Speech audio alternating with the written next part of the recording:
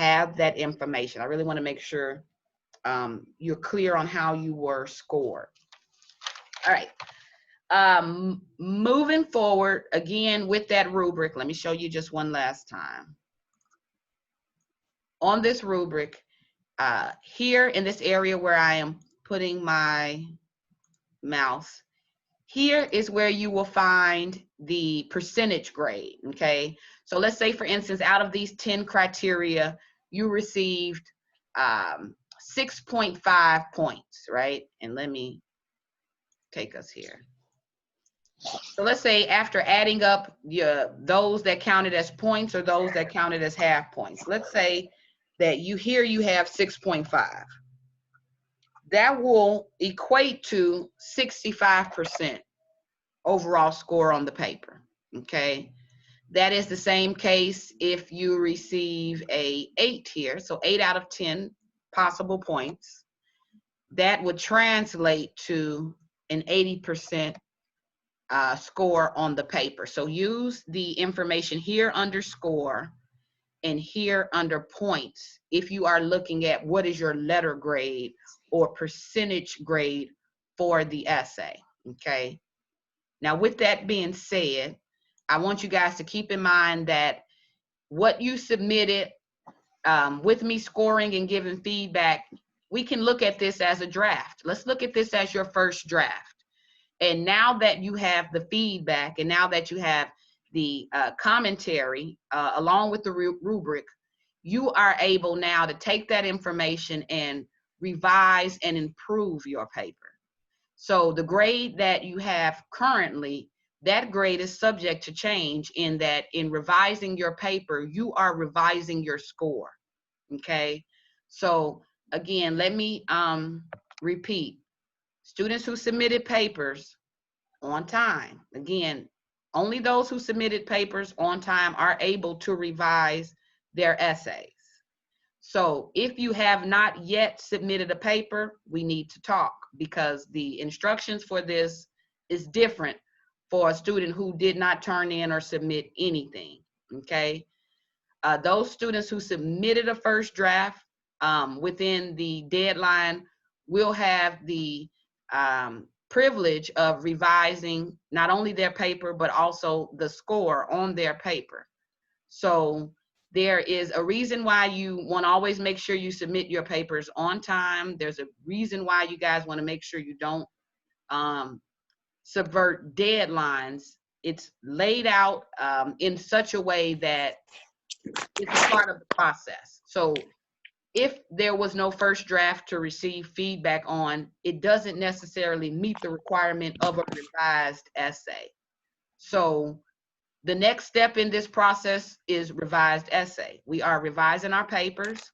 Students will have until Thursday to revise their papers based on the feedback in order to improve their scores. So if you had a 65%, if you take into consideration the feedback given, I've seen students revise from a 65% to a 90%. So I've seen students move from a D to an A through the revision process. I've seen students move up from a C, or in some cases from a D or an F to a B. So the opportunity for you to really, again, improve your essay, improve your writing skills, and also improve your grade, the opportunity is there. So really make sure that you guys are taking advantage of that opportunity.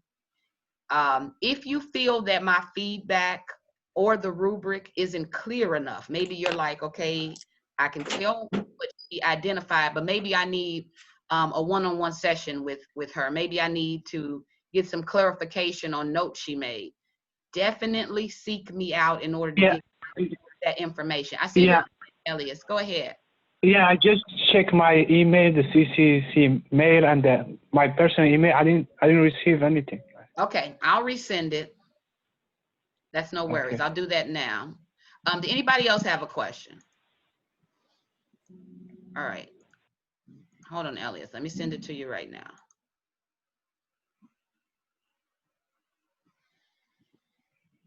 For And let me go over something really quickly with my, for those of you who I have here. Give me 1 second. I see Elias here. Let me resend this to you.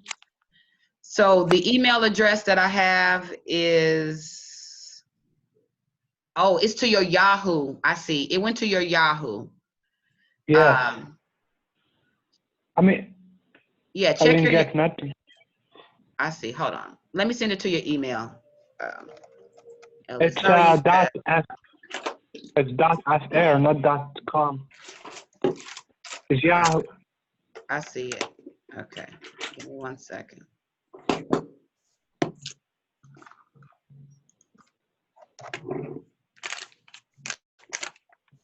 All right. Other than that, did we all see it? Tara, did you see yours? Who else told me no, they didn't? Jamisha, did you see yours? I said it earlier. That was me when you was asking. I'm sorry, who was that? Bear with me 2 seconds. All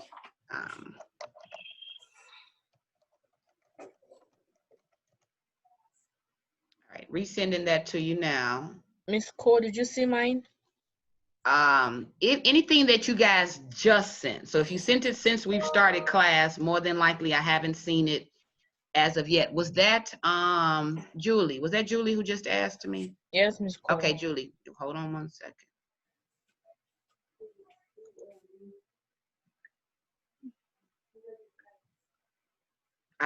I see yours. Yes, I have you here. Okay. Yamna, I don't know if she asked, but I don't have anything there as of yet. Jennifer, I have your updated one. So just know I'll send you guys my feedback. Julie, graded with rubric, and Jennifer, I'll send that to you guys before the end of day today. All right, see you, Jennifer. Okay. All right, good. So moving forward from this, let's go really quickly back over the information we learned about the writing process, just to kind of put that back into perspective. And I want you guys to also make sure that you have this information in your notes. You will see this. It could pop up as a pop quiz or anything. So really make sure you guys have the information and notes about the writing process in your notes. So let me share this again. All right.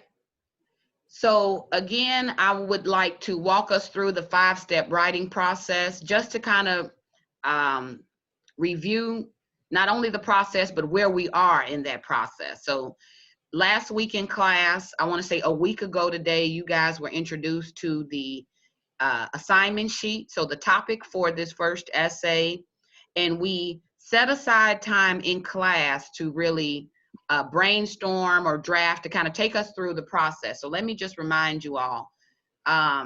First step, anytime we have a paper assignment, we normally will always start by considering that assignment. What is the essay question?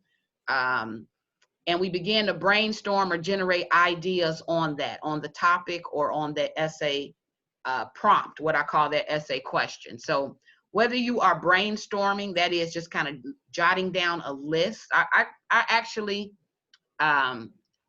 compare it to making a grocery list, right?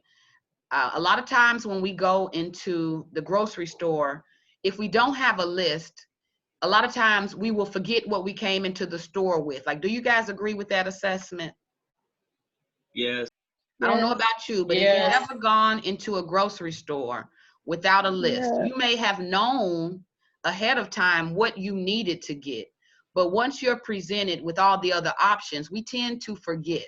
So the reason why I would like us to adopt a process of generating ideas is jot down your ideas when they come to you, because if you don't, a lot of times we lose or we will forget really pertinent or really good ideas. So for the writing process, if you don't do this already, for those of you with the expectation that you want to learn those skills that help you to become a better writer.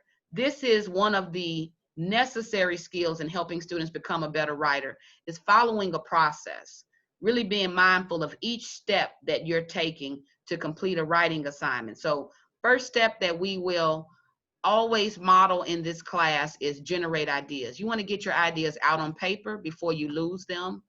Normally your first ideas are your best ideas. So before you put pen to paper to think about your essay, jot down your ideas about it, brainstorm, free write, answer the question as though it's a journal entry, and just write all of the ideas or thoughts that come to you about it.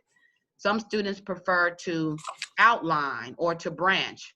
Whatever method you're more comfortable with. I don't really want to dictate which one you should use, but I definitely want to encourage, not even require, that you generate ideas before you get started on the writing process. So we did this together. We then moved on to the second step of planning and organizing, where students take a look at their generated ideas, and from that, they begin to plan or formulate what they will discuss in their paper. So step 2, the planning and organizing step, takes your generated ideas and it helps you to formulate a main idea or a focus for your paper, okay? So one of the homework assignments last week, I asked students to bring in a draft of your thesis statement. I wanted to see how well your thesis statement worked in terms of being effective and clear in communicating your main point. So we did that together last week. And over the weekend, whether you guys submitted on Friday or Saturday, students took time to take their ideas, put them in sentence form, and see how well they really worked. So you guys turned in your first draft. In addition to hopefully you guys proofreading that draft and to kind of seek out any errors, I helped with the process of giving feedback, pointing to specific areas in the text that I may want you to pay closer attention to or revise. But step 4 is where we are now in the process. You guys have received your essays back. Some of you have, don't worry. I know for the rest of you, you may be waiting on me, or you may need to talk with me. We'll leave a little bit of time at the end of class for me to talk to those students who I haven't heard from as of yet. But for right now, based on the draft submitted and based on the scoring and feedback, we are at step 4, where now the job is take that information in order to improve upon what you said.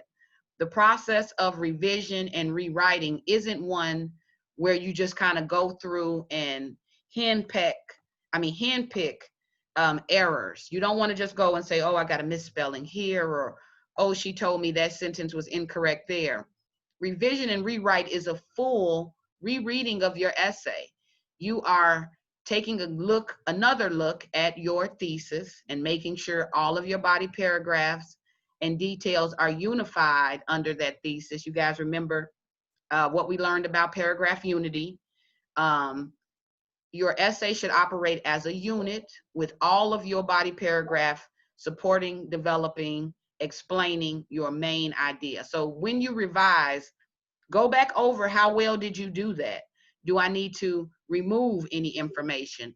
Should I be adding more information? So try not to, if you can, depend solely on my notes. My notes are there to guide you, yes, but still take yourself through the process of, did I say everything that I wanted to say?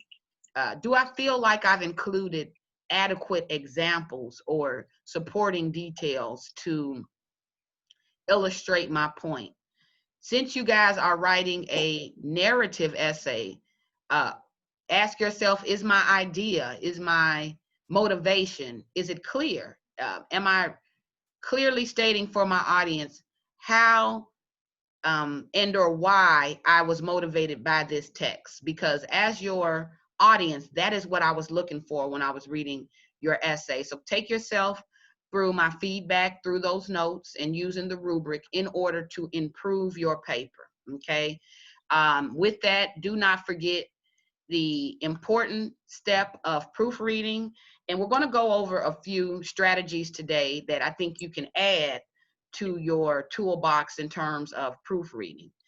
So far, the only thing I wanted you guys to check for was your essay unity, making sure that all of your details support and develop your thesis. Remember, we talked about this on Wednesday. So we're picking up the writing process right here at number 4. You guys, revisions, your rewrites, they are due Thursday. So hopefully you will take time this week to start the improvement process of your papers. Whether you sit down with me or whether you sit down with one of our tutors for the course, Yvonne Womack or Valor Papa, and I'll make a note of this too. I'll add this to our announcements, tutor info. But try to get an extra set of eyes on your papers if you can. The good thing about the revise and rewrite process is you get to take your first draft grade and you pretty much get to ball that up and toss that over your shoulder with really targeted revision. You get to totally change or revise your grade for the paper as well. So definitely take advantage of that opportunity. Something to point out with the revision and rewrite step too, I just want you guys to be aware of. If you submitted a first draft, revisions are mandatory. So it isn't a suggestion. It isn't, let's say for instance, on your first draft, you got an 80% or 85%. Maybe you even got a 90%. So maybe you feel, Ms. Cole, my paper was good. I got an A or a B. That's what I wanted. So I'm good. I'm not going to revise. I'm okay. The catch with that is we revise and rewrite so that we can improve. So any area for improvement, you want to make sure you are targeting that. Even if you got a 90%, where did you fall short? What perhaps kept you from getting that 95 or 100%? Those are the areas you would want to target for revision or rewrite. Okay. All right, so Robert asked how soon in advance to consult the tutor before the due date. That's a good question. What I know about the tutor sessions, if you decide to go to the tutor, they normally give an hour session. So within that hour, they hope that you leave with a working draft. So really, it would be up to you, Robert. Like, when were you seeking to submit this revision? You guys know you have until end of day on Thursday. I'll post this on Brightspace. But let's say maybe you wanted to submit it on Wednesday. Maybe I would sit down and talk with the tutor on Tuesday. But if you know you want to submit it on Thursday, someday, maybe Tuesday or Wednesday, perhaps could be the best time to visit with that tutor so that you have the time to really work on it and make the changes. Okay, that's a good question. All right, what else? All right, are there any other questions on, first of all, your graded essays, on the assignment to revise and rewrite? We know that the deadline for that will be Thursday, so I'll just add that here. But I'll also put this on Brightspace for you.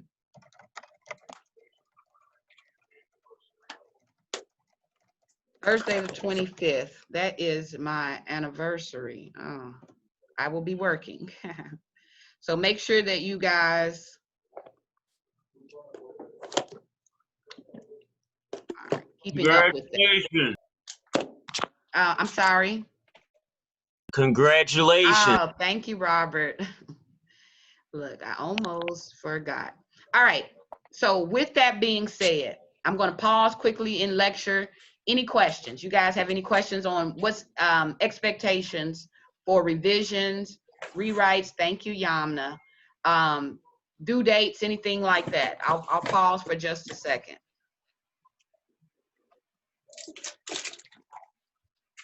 Any questions there? No. All right, No, not yet. Miss Cole, can you record? Because my internet is kind of going in and out. Okay. Am I not recording it? Oh yeah, I'm recording it. Good, I Are got you? it, Jamisha, thank you. Thank you. Okay, Elias, I see yours.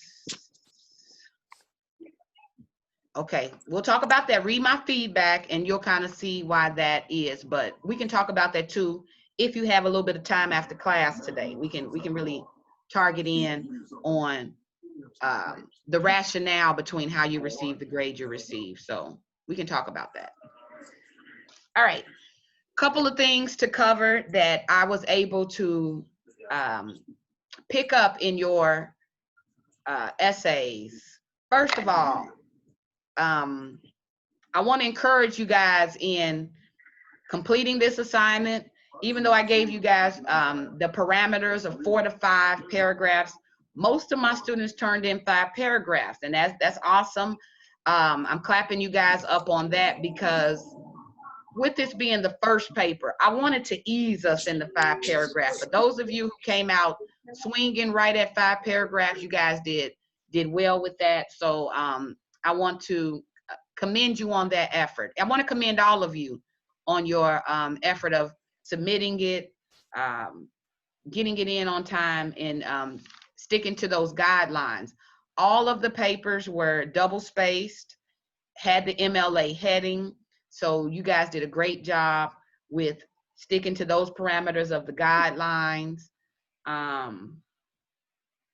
Overall, I was really pleased. So no matter what your grade may be, point-wise, the overall effort everybody put into it, strong thesis statements that I saw, I was really encouraged by that as well. That motivated me to kind of come back with a few ideas that I think can help make the revision process easier for you guys. So let's talk about that.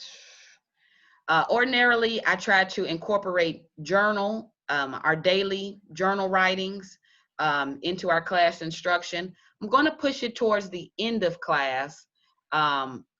And I'm slightly changing the focus today to reflect our paper, but just know that, you know, journal will be before we get out of here today. I haven't forgotten. And I know that that is a regular part of our class, but I am pushing ahead to discuss specific areas that I noticed in most of the papers that students submitted. So let me go back to a document that we took a look at last week. I'm kind of going back here for sake of an example. Bear with me really quickly.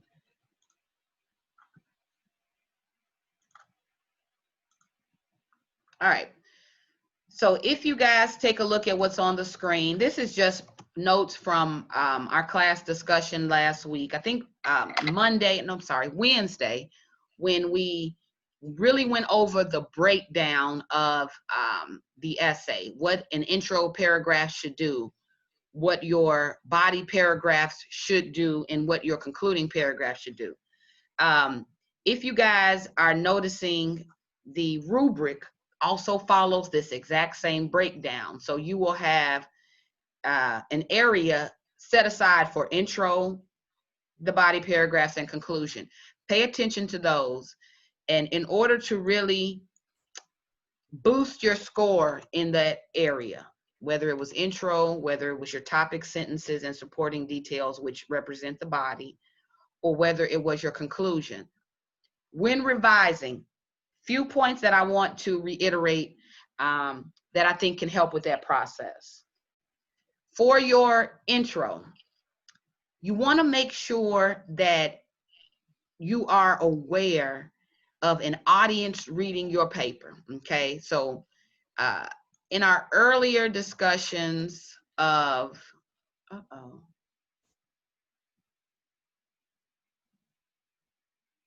sorry you guys. doing this. I'm messing with something I probably shouldn't be messing with. Yikes. Okay, anyway, I'm sorry about that. When it came to how you were scored, keep a couple things in mind.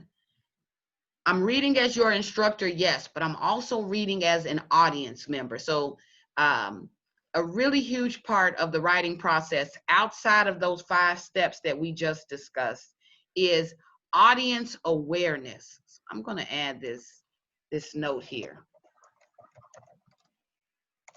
A major part of writing, college level writing, is audience awareness. That is, I am aware that I am writing this essay for someone else, right? Whether you are writing it for a grade, whether you are writing it to persuade or convince someone to adopt your point of view. Anytime you are given an assignment in an academic setting, there needs to be some awareness of an audience. What is this person expecting from me? What do I need to make sure that my paper includes, okay? So it is, again, who is my audience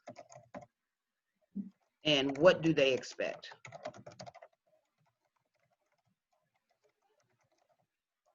Now, as we get a little bit more practice writing, which is what we're kind of working on as we work our way through this session, this idea of audience awareness will become more automatic. But with this being our first paper, and with you guys, working to complete it, now that we have the opportunity to kind of slow down just a little bit and revise it or improve it, let's consider who is my audience and what do they expect from my writing or from this assignment, right?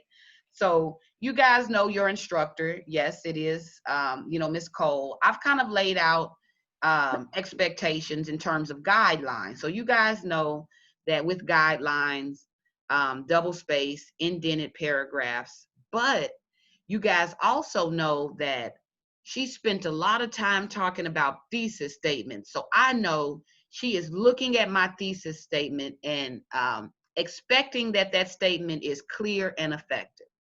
So just as a writer with audience awareness, that may be something you directly want to go back to when you are improving your paper. Is my thesis right?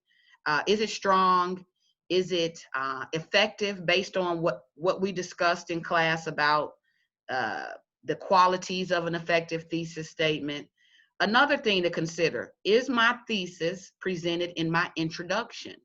So based on a few other expectations from your audience, you guys know that the introduction for your essay, it should be engaging.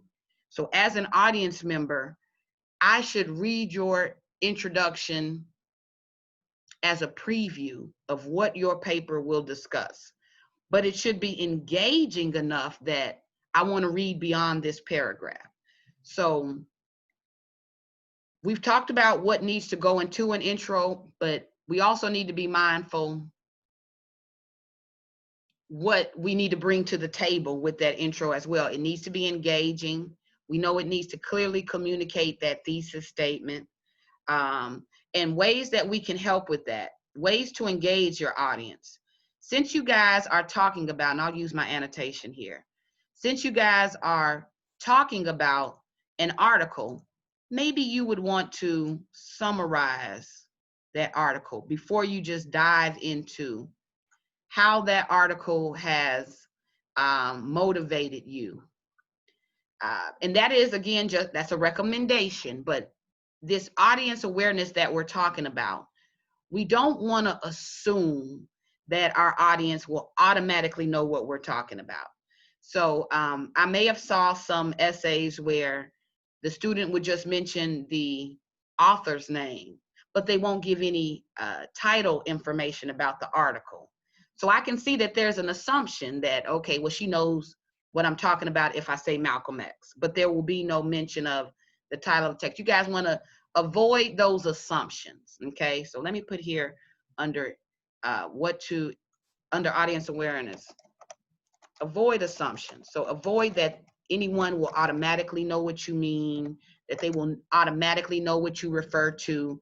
And I saw this a lot with the article on fixed versus growth mindset. If you were talking about writing about how that Maria Popova article motivated you the most, in some introductions, I saw mention of growth and fixed mindset, but it was mentioned as though you're assuming the audience knows what those are or what they mean.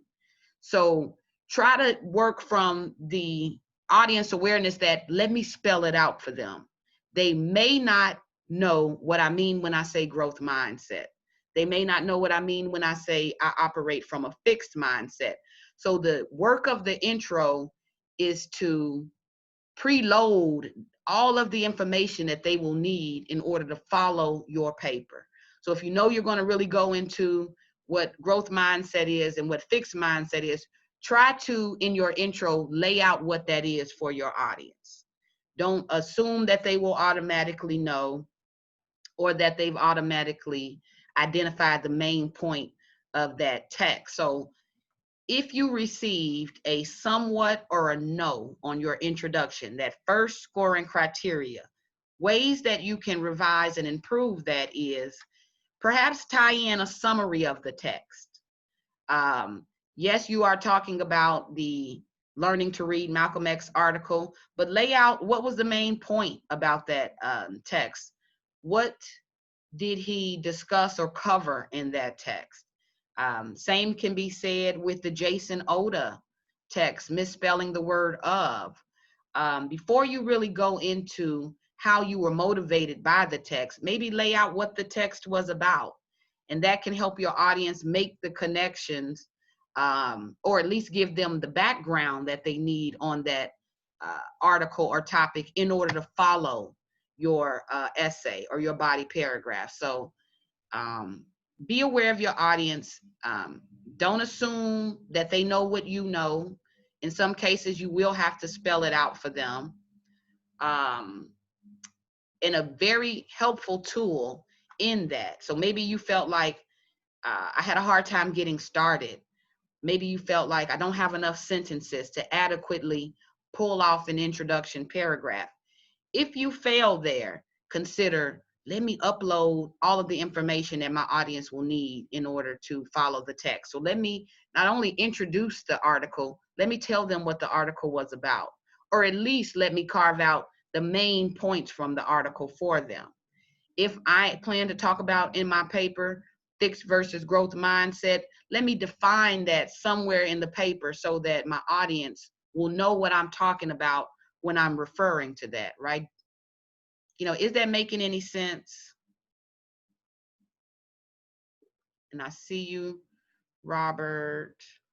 Hold on, Shania, on your answer. I'll come back to it. But let me pick up really quickly with Robert.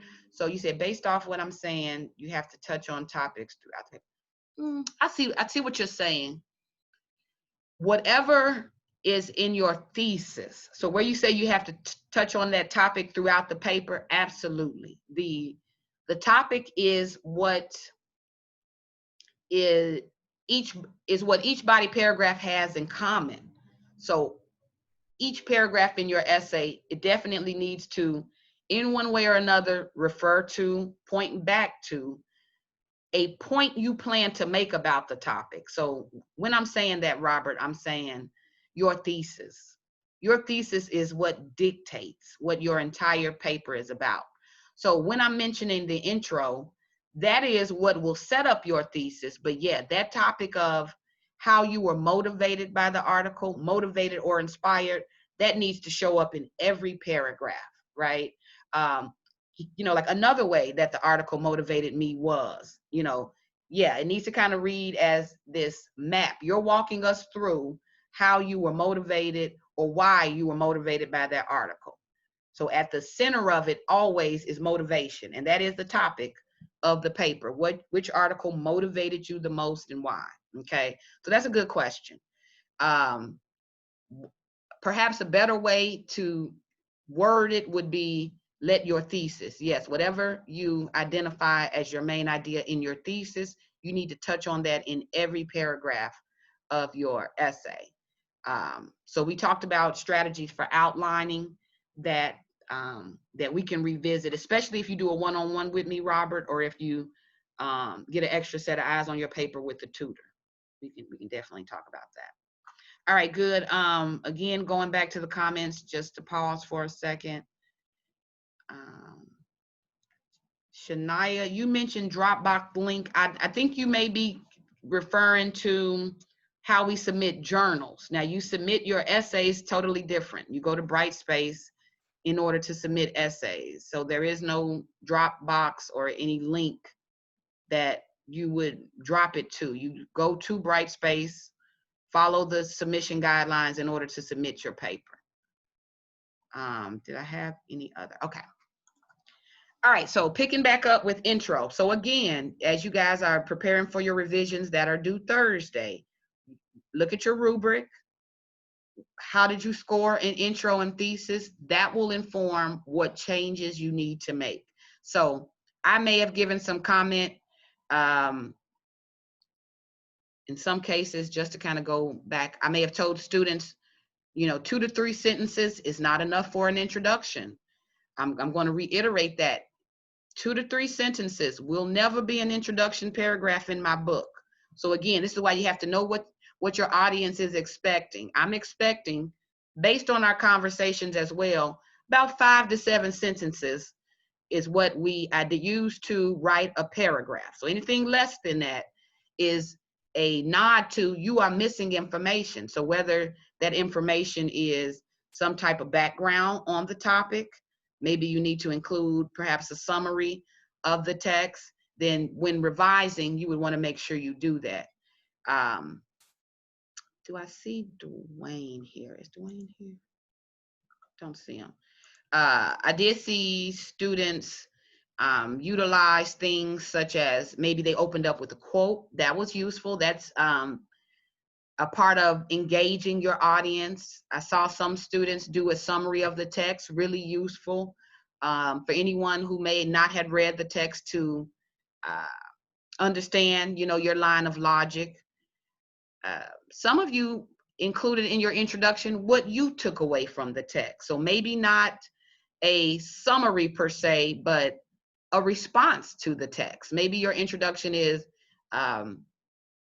here's what I noticed about Malcolm X habits or study habits, or here's what I noticed about the Jason Oda text. I'm okay with that too, but some type of effort to carve out some background, some introductory information before you dive into your thesis. But I'm saying all of that to say, single most important part of your intro, yes, this information is all important, but what this information does is it helps to set up your thesis.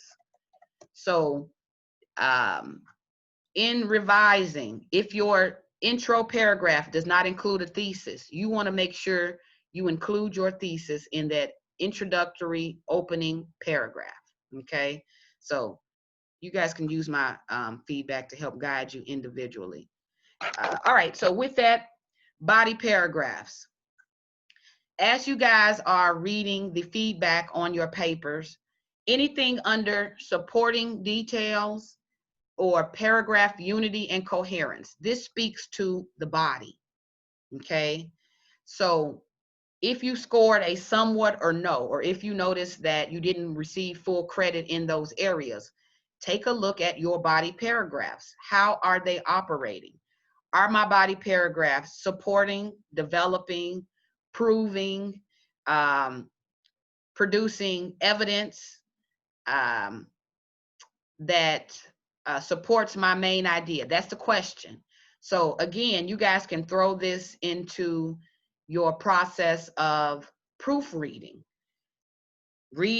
Put your thesis at the top of your screen and test every body paragraph against your thesis and ask yourself, does this body paragraph support that? Does it give detail? Does it give example that paints a clearer picture for my audience? If not, if you feel that the answer is no there, you will need to add more examples. You will need to add more explanation, more personal experience. And in some cases, I want to encourage you guys, use the a quote from the text. Don't feel like you can't pull in the article to help support or develop. So I saw really good use of this. I want to say, I'm throwing just names out off the top of my head. Just in remembering Anthony's paper, I think, Anthony, you used direct quotes from the text that you then applied your evidence or supporting information to in your body paragraph. That's a good strategy. Just also a good strategy in making sure that you are attaching the text back to how you were motivated. So you guys have options on your body paragraph, again, whether you are including personal examples, whether you are including explanations, or added details. You want to make sure you have enough. So you don't want to give me maybe, let's say, one sentence, or maybe let's say 2 sentences of example. You want to have your body paragraphs be strong in that they fully support or develop your main idea. Okay, so we'll give a little bit more examples on this as you guys work through it. If you haven't viewed the sample essay, and I'll put this here. If you haven't viewed the sample essay, there is a student essay we used as a reference when we discussed this paper. View that sample under content. You guys can see how the student points back to the text, but does not lose sight of addressing how they were motivated. So it's a balance, a fine balance we have to strike with our body paragraphs. So you guys will get better at that with practice. All right, lastly, conclusions. For the most part, my students did well with their concluding paragraph. I can tell that you guys have a good grasp of what a concluding paragraph should do. Almost all of you, if you did not restate your thesis, you reiterated it. So maybe you rephrased it, but I could see a clear pointing back to revisiting your main point. Some of you then would lay out or summarize the key points you included in your paper. So I saw that there. I also want to shout out a few of you. I want to say Tara, Jamisha, Anthony, Robert, Dwayne,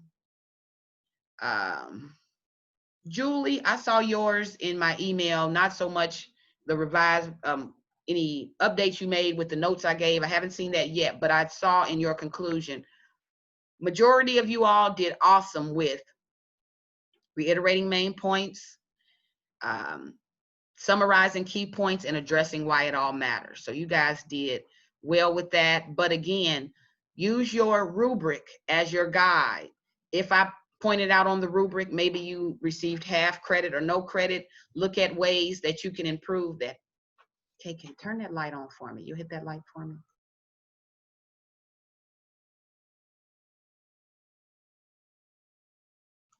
All right, sorry about that. Okay, so again, I know this is a review. I know you guys have seen all of this before, but I just want to reiterate it, especially with the revised essay assignment that you guys now have on your plate, okay? So read your rubric, read your feedback in terms of these 3 major components: intro, body, and conclusion. You want to make sure that they are operating as they should, okay? From there, we can move into the basic skills, and that is grammar and usage, sentence skills, the run-on and fragments I want to talk about today, and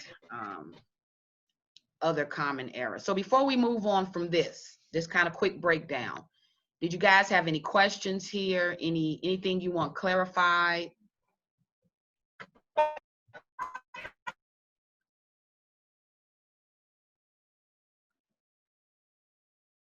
I'll take it. Look, should I take crickets as a no? Yeah, that's cool. Okay. Yeah. All right. If you guys have any concerns, let me know. And the reason I'm kind of hovering around this, and I don't want to put anybody on the spot, but the reason I'm hovering around this is because I'll think that we're doing fine. I will think that everybody is okay. They're with me. But then when we were left alone to submit a paper, I had like 7 students not submit a paper. So I'm worried. Are we really okay when we say we're okay? Yeah. Okay. I need that help on them fragments and run on. Okay, I got you, Robert. I got that up next. All right, so I'm gonna go ahead and move then. I'm gonna move past this. If you do have questions, I'm imploring you to see me sidebar, office hours, let me know. I tell my son all the time, which you guys know this too. Look, closed mouths, I cannot help what I do not know. So you really wanna make sure you let me know. All right, we're going to our next section, which is those basic skills, right? You guys saw on the rubric that another area that I consider when scoring your paper are things such as grammar, sentence skills, mechanics. So with those things in mind, I want to start quickly with grammar and usage. So we'll go there. Excuse me.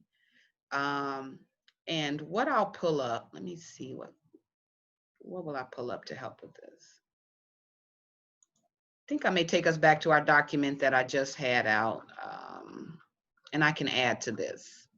Okay. Grammar is a definite part of the class, but the way that I approach grammar in this class is rather than have us complete sentences, you know, rather than you correct sentences, I would rather you correct real time, make corrections to your essay, so in your writing. So a major part of proofreading is checking for correctness. So let me just put this here on the screen.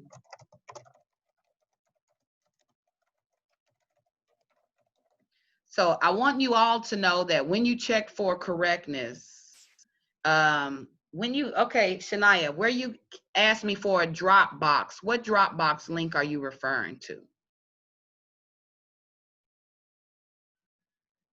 Because I'm not sure that I'm clear on what you are referring to. So what do you mean when you say drop the Dropbox link? Do you mean the journal entry Dropbox link? Do I see Shania here? All right, we'll do that on the sidebar. I'm not sure if your audio is working all the way right now. But if you need to see the link, if you need that now, go to Brightspace under submissions, under content, and on that handout for submissions, it has the Dropbox link, and it also has the submission guidelines for the essay. That's where you'll find that information. So anything about a Dropbox refers to journals. So if you need journal, Dropbox information, go to submission handout on Brightspace under content, okay? All right, so for proofreading, a lot of times when we proofread, we read over it and we just make sure that it sounds okay. Do you guys agree with that? We're more so checking to make sure it sounds okay, right? Do you guys agree with that assessment?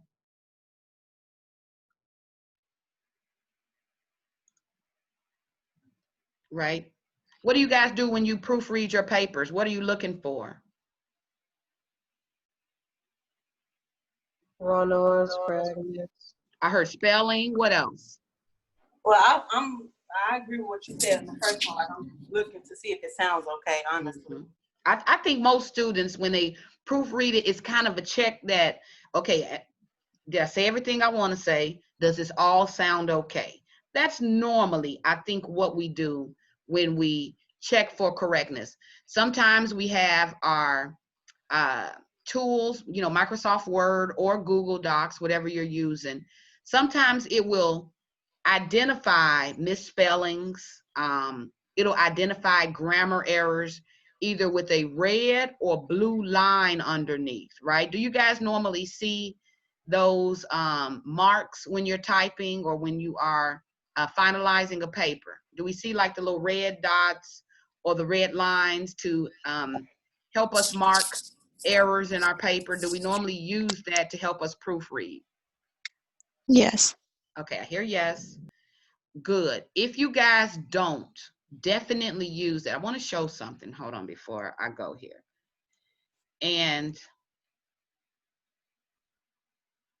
all right. All right. I'm going to share my screen with you guys again, just to show you what I mean when I say blue dots. All right. This is a student's paper, but I'm keeping it private, you know, but I do want you guys to see a few things here. Can you see these dialogue boxes to your right? I guess that would be. Yeah. All right. When you are viewing your paper for feedback, you would want to right click in order, or click on this to see comments. See how when I scroll my mouse over it, it says see comments. So you'll click here and what you will get will be a comment box. So I'll give you a comment that is attached directly to this particular dialogue box. So that's the feedback. If you guys click on this, you see, I don't know if you can see. Can you see this red line here where my mouse is? Yes. When you click on the dialog box for feedback, it's going to point you to where that dialog box is targeted. So here, let me use another one. I'll click here. See how I'm putting my mouse over it and we can see over here. Let me click it. It lights up here. The dialog box is normally attached to something within that paragraph. So be mindful of how you're reading the comments, especially since I had to do everything electronically, okay? So use this to help guide you through what needs attention, okay? But I want to show you guys, picking up proofreading. To proofread your paper, you guys have what I did not have when I was in school. Look, I won't even talk about how old I am, but a lot of spell checks, a lot of grammar checks we had to do ourselves. You had to just catch it. You guys have a really useful tool in spell check with Microsoft Word that is always being updated. So sometimes not only do they identify the spelling error, they will correct it for you. So no excuses when it comes to misspellings or things like that. A lot of times you can correct those errors. So let me show you how really quickly. When you see these lines underneath the words, and we see that here, right? That is normally a indicator that this particular word or text needs your attention. So to find out what the note is, you would right click on that word that is underlined blue or red. And what they do is they give you options. So here it says, the reason they highlighted this word is that they feel more concise language would be clearer for your reader. So this is only a suggestion. They are suggesting that perhaps a better way for you to say this would be this. So instead of saying we have to accept the truth for what it is, they are giving you a suggestion that we must accept the truth for what it is. So when I click on that, it made the necessary corrections to that text. Did you guys see that? And not only did it make the correction, it got rid of that blue dotted line underneath, which is there to show me that some correction may need to take place. Let's look at this one here. So you see the dotted blue line. I double click on it, and what they say is, again, a suggestion. Formality. To write formal writing, you want to avoid contraction. So they give the suggestion that instead of saying there's not, we say there is. So use this as a tool to help you with proofreading. I don't expect you guys to catch every error. Even the most seasoned writers do not catch every error.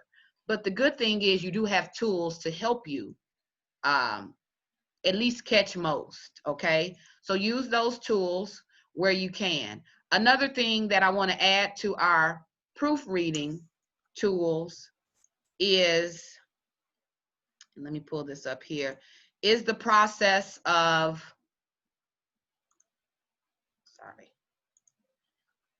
the process of eliminating grammar errors such as shift errors. Have we ever heard the term shift errors before? Yes. Okay. When you guys review the feedback on my paper, under grammar, if you received a somewhat or a no, I may have indicated shifts in person, or maybe I indicated shift error. What you want to do, resume share.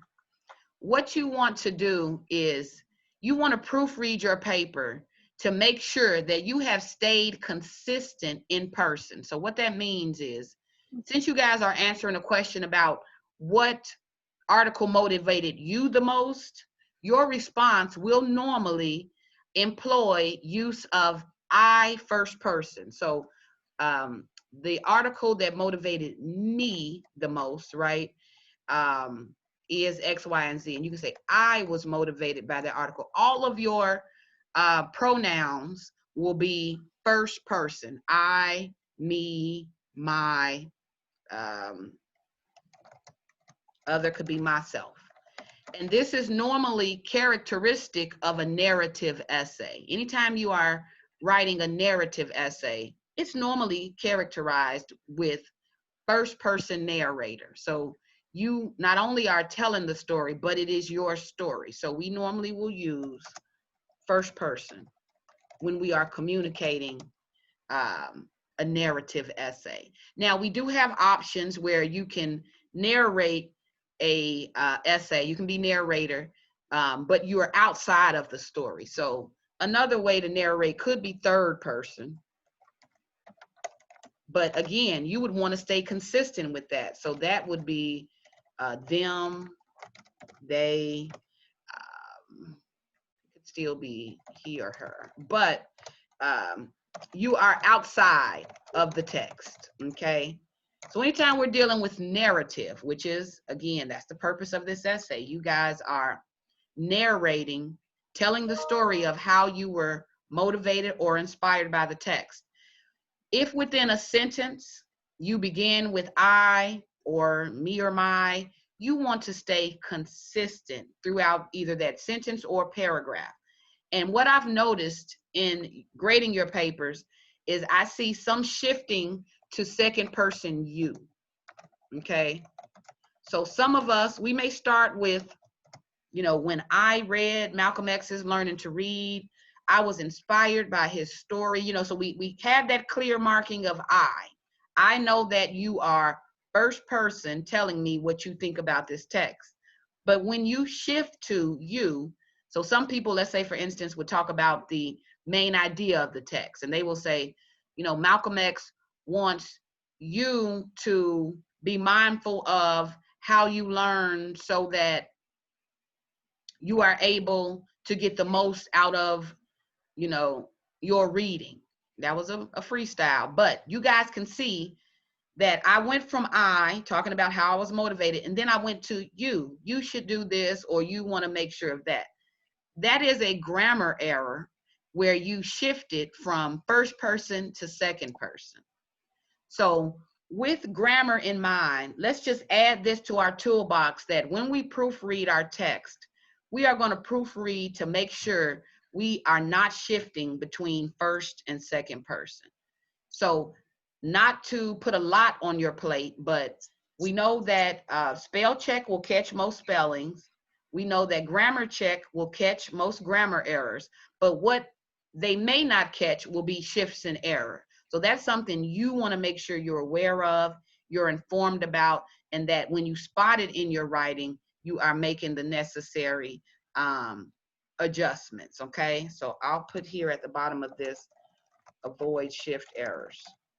And we will get more practice with that this week. I have a couple of handouts that I'm throwing out for homework that'll allow us to dig a little bit deeper into shift errors, being mindful of identifying them in our writing and how to correct them when we notice them, okay? So let me, again, bring attention to this. One thing to keep in mind when you're proofreading, avoid shift errors. Again, this is a grammar error, but it's an easy error that you not only can catch through proofreading, but you also can correct through the revision process. So add this to your list as an expectation. This is what your audience is expecting you to be mindful of when proofreading your papers, okay? So I'm Miss adding, Cole, yeah, sure, go ahead. I didn't know if you was hearing me. I kept commenting in a group chat about dropping the link for the bright space. I I couldn't heard, hear you. I couldn't hear you on my laptop at all. So I was trying to figure out a way to fix this. So I'm gonna have to contact the people who gave me the loan for the laptop. So I had to use my well, you phone. can go right to Brightspace by going to CCC. You can click right into Brightspace. So there is no link that you have to use to get to Brightspace. You can go to ccc.edu. You can click on No, I Brightspace know how to get to there. the bright space. I sent you my essay off Google Docs, and I had to do it through Brightspace, and the link wasn't popping up on my laptop. So it's just an issue with this laptop, period. So I had to get But on my phone now. right, but to submit, you shouldn't have any issues with links because you are uploading a document. So the link aspect of it, that shouldn't be a problem with you submitting papers, because if you go directly to Brightspace, and hold on, I'm digressing just a little bit, you guys. If you go directly to Brightspace to submit your paper, you're uploading a document. So there's no link that you would need in order to do that. But here's what you can do. Let me, in just a second or towards the end of class, I will send you submission guidelines so you can see the instructions on how to submit. But it does not include a link. It doesn't include a Dropbox or anything like that. But then, because I went to the content, and then I went to Yeah, go to submission guidelines to view there directly how to submit paper. But I'm gonna discuss this further with you either after class, because I kind of want to just focus on what we're doing here. Any questions about okay, submission or things like that, we'll talk about that after class. Okay. okay. Okay. So with the proofreading, with you guys keeping that in mind, make sure you are adding one more thing to your list of checking for correctness by making sure you stay consistent with point of view. So this is going to point us back to the 8 basic parts of speech. So some of the feedback you guys received from me, if you aren't familiar with pronouns, go to that handout from week 2, I believe it was from. Review what a pronoun is, how that operates in your writing. If you aren't sure about comments I made about verbs, some of you, I talked about shift errors with verb tense. Let me add this as well. So we just talked about how you can shift. Students inadvertently shift between first to second person. You want to avoid that. You also want to avoid shifting between tense. So there's a shift error in person. There's also a shift error in verb tense. So let me add this note. Stay consistent in verb tense. So here's what I was reading in your papers, what you guys may notice in the feedback. If you started talking about you were motivated, ED, I was motivated by this art, or this article motivated me because, be aware that you have now established past tense. So you want to make sure that the verbs that you use in that sentence stay consistent in past tense. So we're going to get more practice with this, but when you guys use verbs communicate time and space in your sentences. So let's say I am going to say, I went to the mall, right? By saying went, I'm already establishing this is something that happened in the past. This is past tense. And my use of verb can change this at any time. I can say, I will go to the mall. I am going to the mall. Each sentence, depending on how you utilize your verb, tells a different story.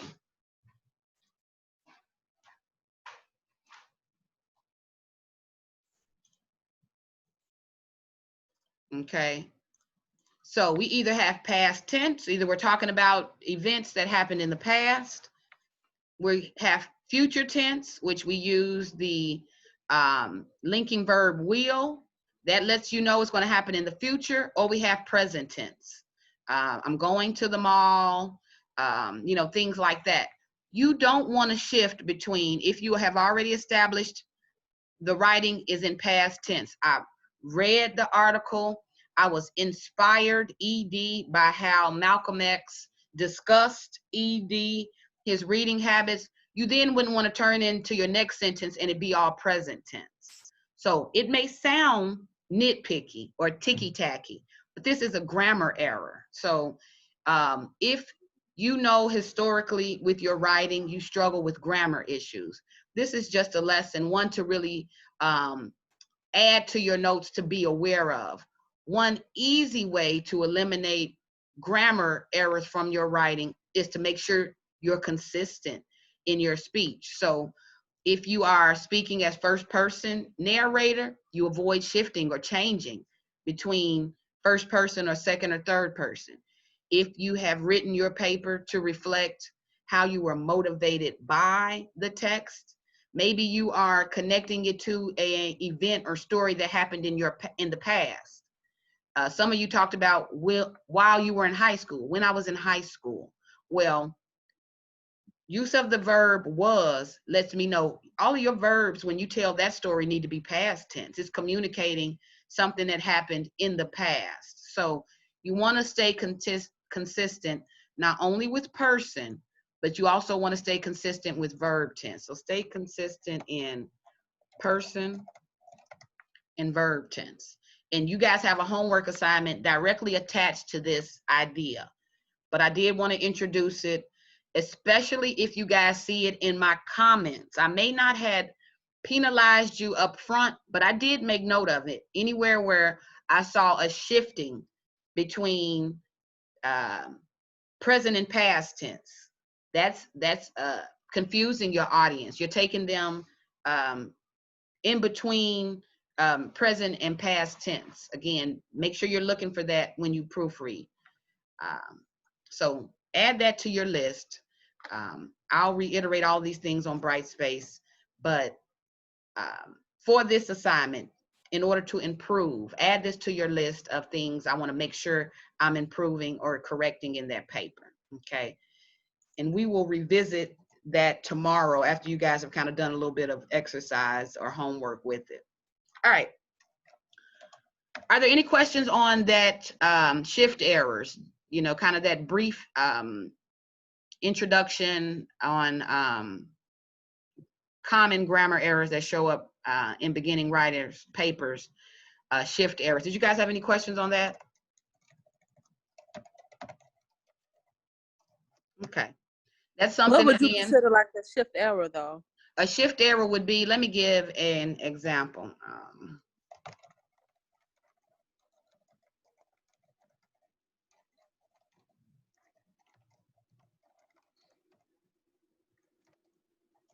Uh-oh.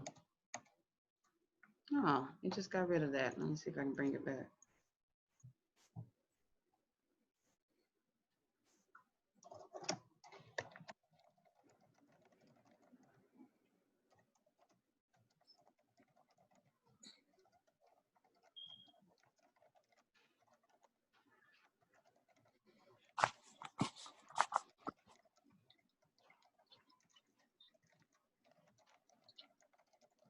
All right. Look at this sample. Oh, Miss Cole, you're talking about like if we switch from first to second? Was that the one you wanted to see an example of, or were you referring to verbs? like when I thought you was talking about like indentation. I'm sorry, like Oh no. for that moment. I'm sorry. Now, so you had a question about indentation, Jamisha? I thought that's what you were referring to when you said shift errors, but Oh, I see see. what And you're you saying now. were, I see, because you were thinking with the word shift that Yes. I see. Yeah, no, shift errors is once you have already established a pattern. So if I look, take a look at this sentence where it begins, I was motivated by the Malcolm X article. Well, I already established first person when I began with I. Right. Then So, I see you switch over to you and can you see where overcome I or you. switched to you Yeah. in the same statement. That's a grammar error. I went from first person to second person. So I shifted tense mid sentence. So this is really clear in that sometimes I can see students doing it in sentence to sentence, but when it's done in the exact same sentence like this, it's a little bit easier to spot. So let me show Oh, you so they guys. make it grammatically incorrect. Yeah, it makes it grammatically incorrect when you have 2 points of view presented in a single statement, okay? So where we're saying, I was motivated by the Malcolm X article, Learning to Read, because instead of saying you can overcome obstacles if you work hard in life, to revise this, to eliminate this error, I can say, because I learned that if I work hard, I can overcome obstacles in life, right? So, Yes, I get that. yeah, you see. Yeah.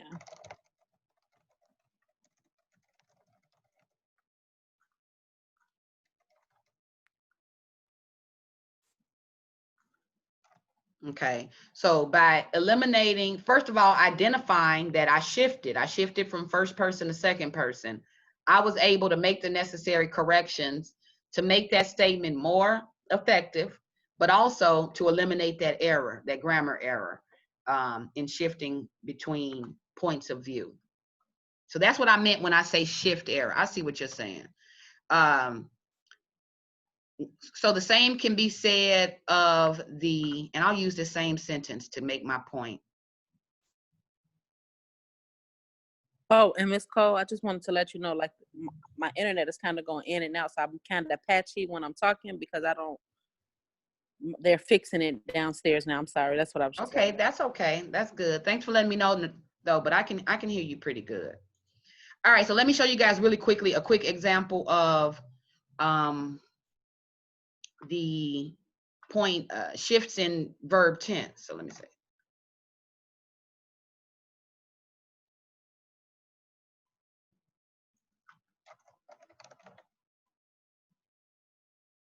Okay. All right, so look at how I change this sentence. And again, I'm attempting to show you guys what shift errors look like. So where it says, I was motivated by the article, by the Malcolm X article, Learn to Read, because I learned that if I will work hard, I can overcome obstacles in life. Now, because I know most of you proofread your papers for how it sounds and making sure that it sounds right, I personally think you would catch this error, because in reading it, you will notice that it just doesn't hit the ear right? I was motivated by the Malcolm X article, Learning to Read, because I learned that if I will work hard, I can overcome obstacles in life. So here we abandoned the past tense format. So we already started off past tense, so we wanted to stay consistent with that. So if I say, I was motivated by the Malcolm X article, Learning to Read, because I would want to say, I learned. So here we have present tense. This is a shift error. I want to stay consistent with past tense, that I won't even add. And then here I'm removing the will work because that's shifting the present, future tense. So I'm getting rid of that because I learned that if I work hard, that, and I'm kind of changing this whole sentence now. That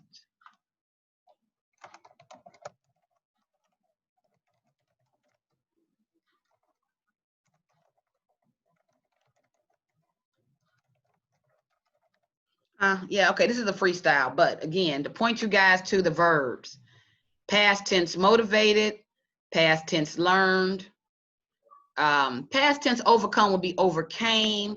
It's okay here because we use the I can, so it's more of a direction here, but you want to proofread your every sentence, not only for correctness, but also now that we have this idea of shift errors, making sure you eliminate that.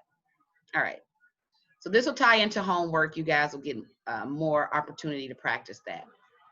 Let me share with you the my findings on our sentence skills, which deals primarily with fragment sentences and run-on sentences. And this handout that I'm referring to is in your week 4 module. So as with every week, I lay out readings that I would like for you guys to focus on or pay attention to in our weekly modules. This particular homework assignment can be found there. So let me share with you guys my screen. And I scanned this, so it looks a little bit warped, if you will, but no worries about that. All right. The good thing about this handout is it is a resource. It gives really good information on what a sentence is. So where you're being asked to write a correct sentence, we first need to be moving forward with the knowledge of, okay, what is a correct sentence? What are the characteristics of a complete and correct sentence? So we'll start there. When you know what a correct sentence is, it helps you with identifying a fragment or a run-on sentence. So to get this discussion started, let me pause my share here and take us back to my little blank piece of paper. I call this my whiteboard since I don't actually have a board in front of me, but let me take you guys back here. All right, so you guys see the screen we just covered. Using this information, you all help me out. What are the characteristics? If anyone was to ask you, what is a complete, or what are the characteristics of a complete sentence? What would you guys, how would you respond to that question? What constitutes a complete and correct sentence? If you had to give me a recipe or a formula, what do we need to include? How about if I start here?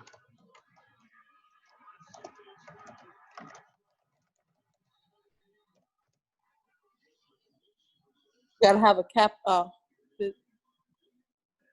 capital letter. Now, Okay. you guys can see from the sample that I have on the You need to board. have a verb. Did I hear a verb? Yeah, you need to have a verb. Okay, I A heard a verb. subject, I'll add that. What else? a subject, A subject, I heard that. What else? Look, I left my earbuds today, so I'm competing with my house noise, but say that last thing one more time for me if I missed it. Were you talking about me, Miss Cole, Shania? Shania, yeah, did you just add something to this? No, I said subject. Okay, so okay, good. Okay, so good. I like this where you guys talk about a formula, where I ask, what are the characteristics of a complete and correct sentence? Let me add, every sentence must include a main subject. So I'm gonna put this as number 1. Okay, it must include a main subject. A subject is normally going to be the main noun of your sentence. Okay, not every noun in a sentence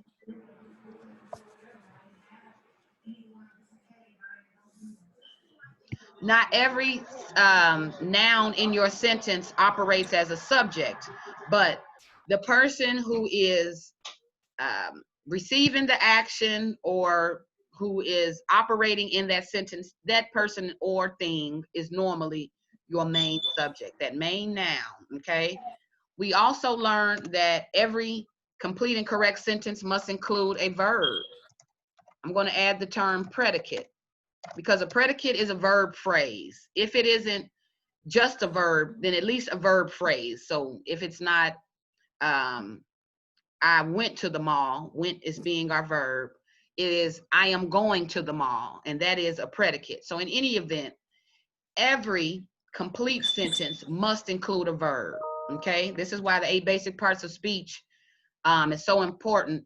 Know that, know what your verbs are. If you, however you did on your diagnostic, if you did not score well in verb, review that, study your notes. You will hear this language again. Lastly, a complete sentence needs to always express a complete thought.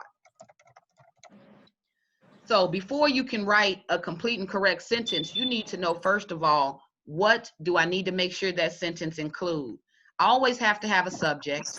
I always need to include a verb or a predicate, and it has to make sense. It has to express a complete thought. So what I laid out here for you, a dog and a cat, this, first of all, it does not meet the requirements of a complete sentence. And just because I capitalize this first letter, and just because it ends in punctuation, that does not mean that what you gave me is a sentence, okay? So a sentence goes beyond just a capital letter and punctuation. It really looks at what you put inside that statement. So when we look at things like fragments, when we consider the idea of a fragment sentence is simply the opposite of a complete sentence. So this is an incomplete idea or thought. So just like the term fragment, you know, just what it means, you've given me a piece of or a part of an idea, but I do not have a complete or correct idea. So that means that sentence is broken, basically. that sentence is broken, or it is lacking one of the requirements in order to make it complete. So you would want to take that sentence, anything that I identify as a fragment, and you want to ask yourself, do I have a subject? Is my subject clearly stated?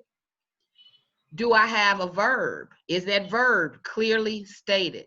And does this statement, could it stand alone? If there were no other sentence before it or after it, can it stand alone and make sense?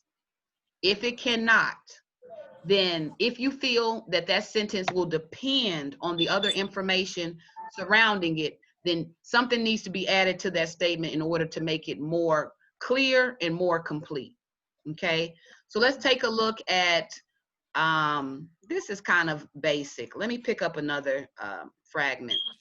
Let me pause share here and take us back to that handout that I just showed you guys. So let's go here.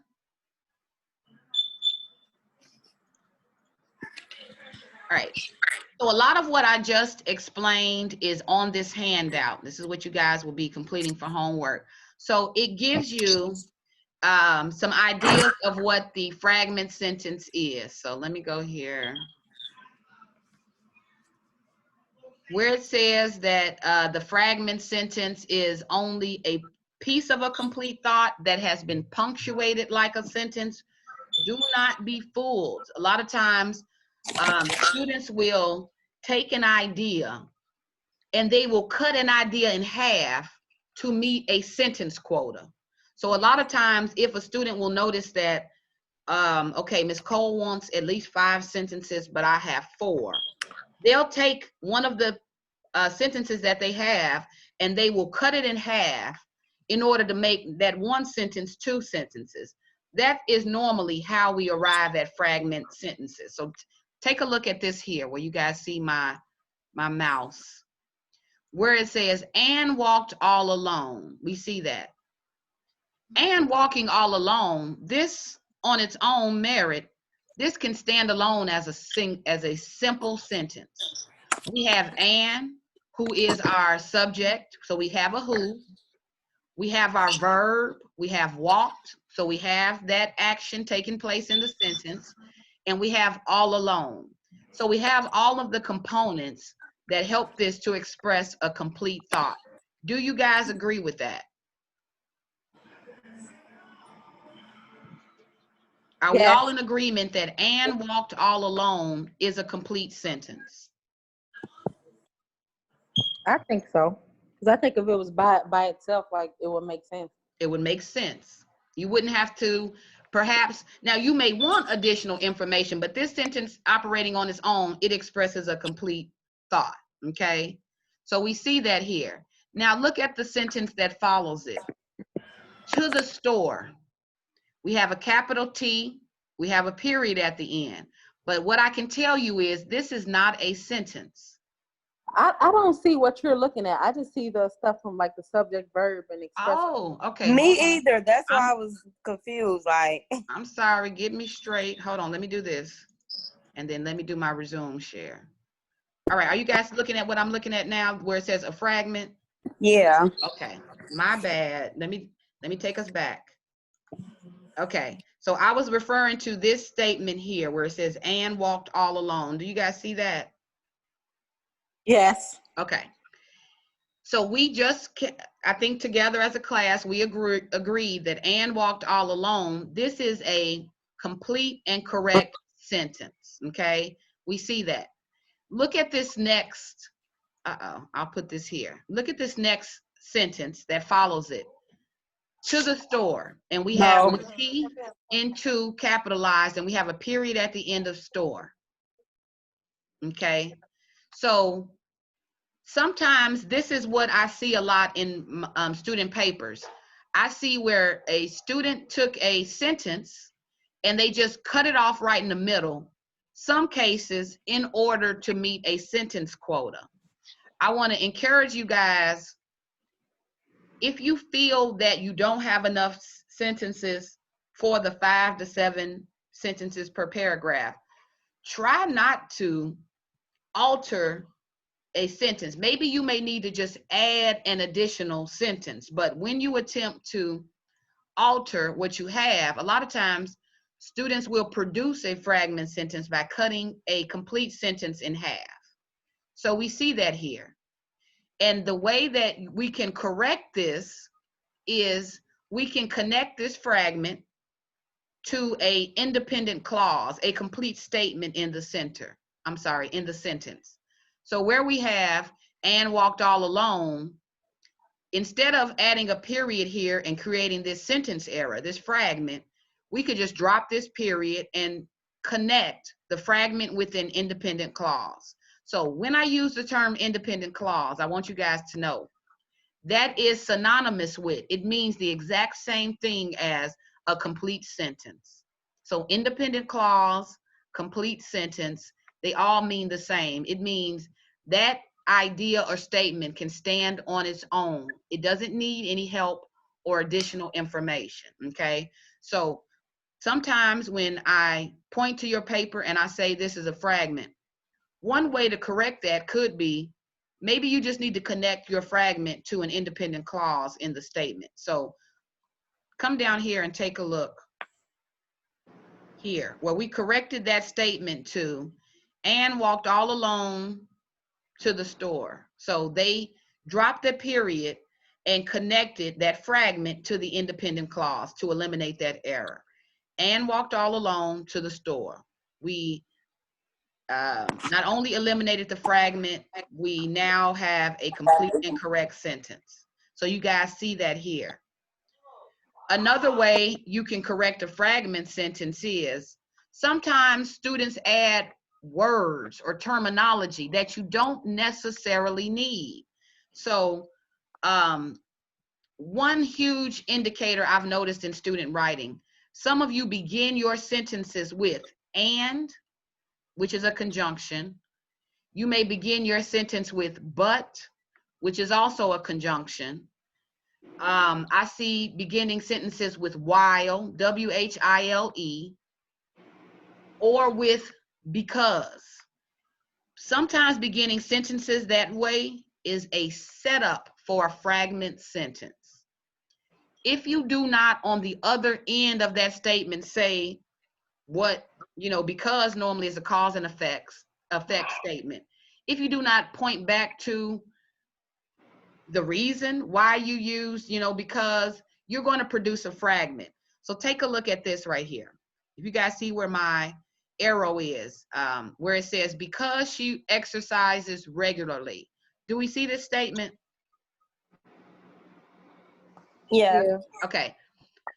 A lot of the fragments that I've identified in your writing, a lot of students use conjunctions to start their sentences. One recommendation I would make for you is do not start your sentences with because. If you can, do not start your sentence with and. Do not start a sentence with but. When you do that, it is a clear indication you are attempting to present a part of an idea. Because and, because, and but, they link. They are used to link ideas to a sentence. If you begin with that, then clearly what's missing is additional information. So do your best to review the handout on the 8 basic parts of speech on conjunctions. Familiarize yourselves with the coordinating conjunctions, and, but, or, yet, so. Avoid starting your sentences with your conjunctions. So you supposed to use those words to basically make the complete sentence, correct? You normally use the conjunctions to connect an additional idea. So they are it's a linking word. So when you see and or you see but, then I know that this should be linked to an additional idea. It should not be the start of an idea, if that makes sense. So if you know that you normally struggle with fragments, a tip that I would definitely have you consider, do not start sentences with because, don't start a sentence with and, don't start a sentence with but. That is almost always a setup for an incomplete idea. Okay, so take a look at the example I have. Because she exercises regularly. We have the capital B, we have a period, but this is not a complete idea. I think that we have not been introduced properly to the main subject, so it's missing a main subject. We really aren't introduced properly to the main verb, so it's missing the main verb. And we don't have enough information for this to express a complete thought. So the statement, because she because she exercises regularly, this statement is a fragment in every sense of the word. It has no subject, it has no verb, and it doesn't express a complete thought. So the way we would want to fix this is we can remove the conjunction. So we can remove because, and we can say she exercises regularly. So I'm going to move that here. So by removing the confusing language of that conjunction, we can make our idea a tad bit clearer. She exercises regularly. So we have our subject she, we have our verb exercises, and we have the adverb regularly to add detail or information. So it expresses a complete thought.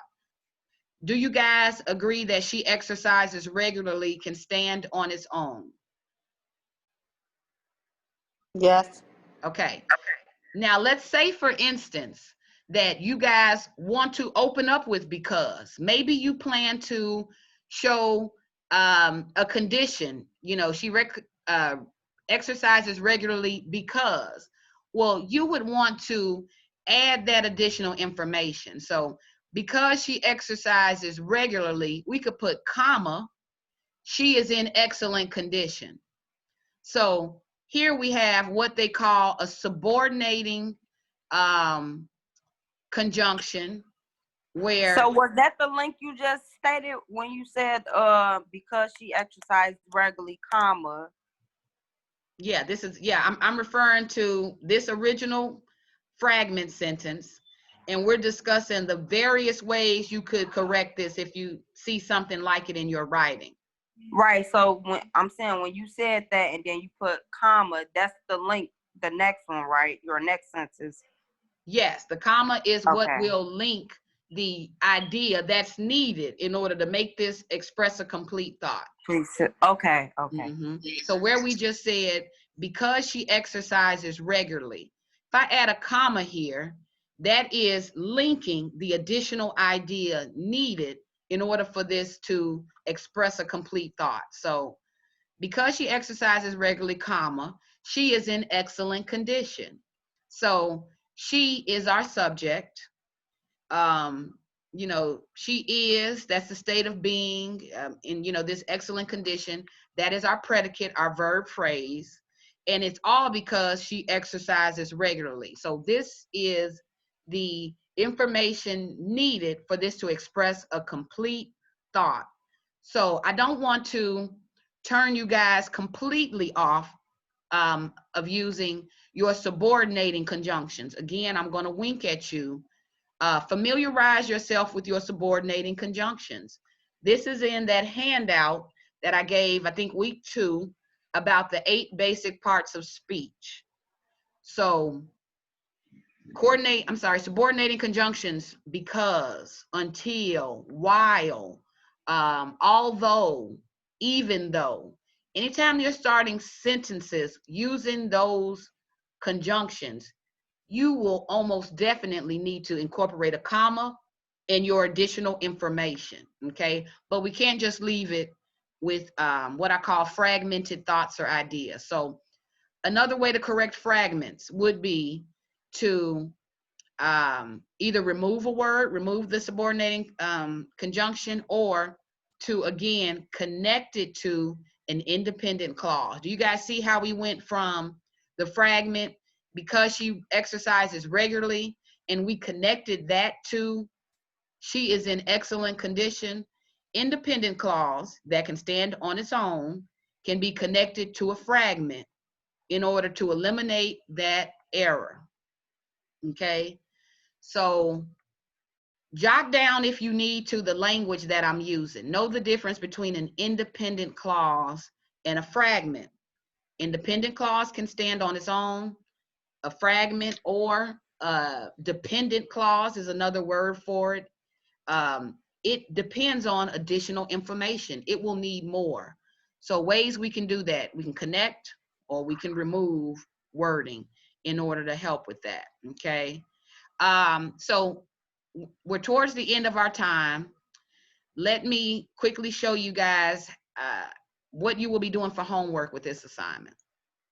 Oh, also, I don't have anything in my module. It says there's nothing for me to view at this time. The module 4. On module 4, okay, I'll update it. I try not to do it while I'm on this screen. Okay. But really quickly, let me go back to what I had up. It's my bad. To show you guys the homework. Okay.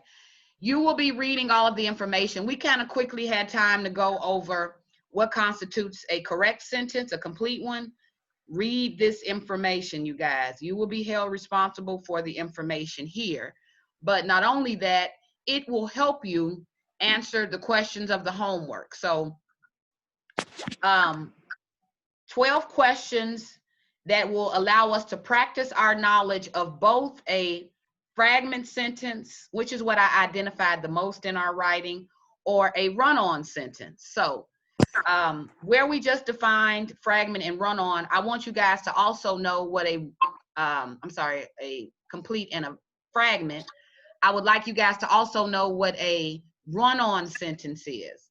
So where a fragment is an incomplete thought or idea, a run-on is a sentence, a fused sentence, where students try to add more than one complete idea without proper punctuation. So again, let me repeat the definition of a run-on, which is found in this handout. When you proofread a run-on, it is normally that sentence that you had to take a break or had to take a breath in the middle of. It is normally the long sentence where you have tried to jam pack too much information into a single sentence. So run-ons show up when we are writing like we talk. So if you are writing in a very conversational tone, as you shift from idea to idea, you just may use a comma. But the catch with that is, with a run-on sentence, anytime you are using two or more complete ideas in one sentence, you have to use proper punctuation. And the comma is just not strong enough to connect two complete ideas. So let's take a look at a run-on really quickly, just to give you guys a taste of what you're doing for homework. Okay, so the homework will require you guys read the handout and then you answer these 12 questions. The question is two-part. First part, you are identifying whether this sentence is a fragment, whether it is correct, or whether it is a run-on. So 3 options. You guys see that here? Let me use my my marker here. But if you guys will see right up here at the top. Oh, snap. Sorry. Are you guys looking at my screen with the handout on? Yeah. Okay, good. All right. Again, let me show you guys. And where this assignment I submit? This is on Brightspace. We aren't worrying about submissions now. You are coming prepared with your answers to class tomorrow is when we will discuss. Okay. Okay. Okay, so Ms. Cole, for the second part of the homework is to explain to correct each of the fragments and the run-ons only, correct? Right. So 2 parts. You guys are identifying whether it is a fragment, run-on, or correct. So F, C, or R. Once you identify it as a fragment or a run-on, you need to correct that statement. So you guys either can write this out on a separate sheet of paper, perhaps take a picture of for proof, or you can type it up, whichever you prefer. But 2 parts. You are identifying this as a fragment or run-on or correct. If it is a sentence error, you are correcting it. So let's do one fragment and let's do one run-on together before I let you guys go. Are you guys okay with that? Yes. Okay, so really quickly, let's look at number 1. Although Mary has been my best friend. All right, just based on our discussion, I am aware you guys have not fully read the handout as of yet, but based on our discussion, is this sentence correct, or is it a fragment, or would you say it's a run-on? What do you guys think? A fragment. I hear fragment. Do I hear anybody who agree with fragment? Yeah. Yeah. I hear yes. I hear a couple yes. If you are unsure, number 1 is a fragment. And the way that we know this is, if we read it, although Mary has been my best friend, you should be left with a question mark in your mind every time you read a fragment. Some information is missing. So another way to help you identify if it is a fragment is you can take it through the complete sentence test. Is there a clear subject? Is there a clear verb or predicate? And does it express a complete thought? Okay, so those are the steps you guys can take it through to determine whether in fact you are looking at a fragment or a correct sentence. So based on how we've discussed ways to correct this, how would you guys go about fixing this? So number 1, it is a fragment. It is an incomplete thought. How would we fix it? Can't you take out the although, or you can add another sentence to it to finish it? Okay, so 2 ways. I like what you stated, Jamisha. One way That we was know. Shania. I'm sorry, Shania, sorry. No, I was talking too. That's why she said that, I think.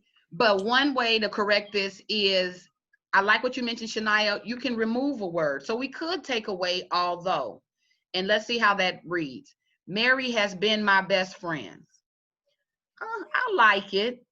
I would say that it is still, but I would also say it's correct in that Mary would be our subject, has been is our verb, and my best friend expresses a complete thought. So it can stand alone by you guys removing although, the subordinating conjunction.